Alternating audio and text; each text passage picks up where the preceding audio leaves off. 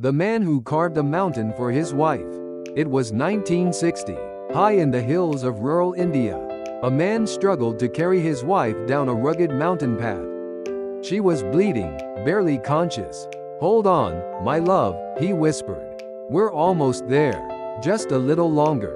But they weren't almost there. The nearest hospital was 55 kilometers away, over sharp rocks, steep cliffs, and hours of walking. Midway through, her body went limp. He shook her gently.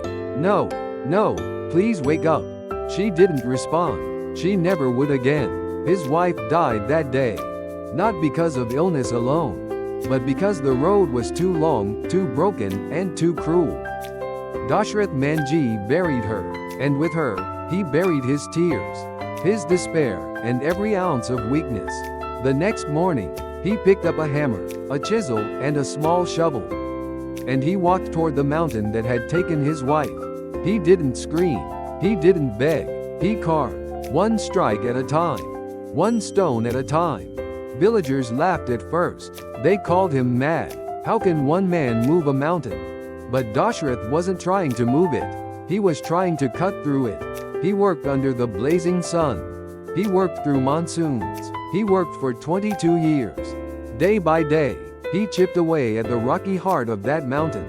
Not for money, not for fame, but so that no one else would lose a loved one the way he had.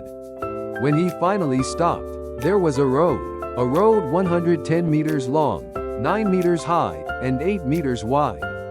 Because of him, the journey to the hospital went from 55 kilometers to just 15. People began to call him the Mountain Man, and the world began to take notice. Dashrath Manjhi passed away in 2007, but his story lives on, not carved into marble, but into stone, sweat, and sacrifice. He once said, "I started this work out of love for my wife, but I continued it for all those who suffer." And that is the kind of love that shapes the world. One man's grief became a path for thousands. When love meets purpose, even mountains cannot stand in the way.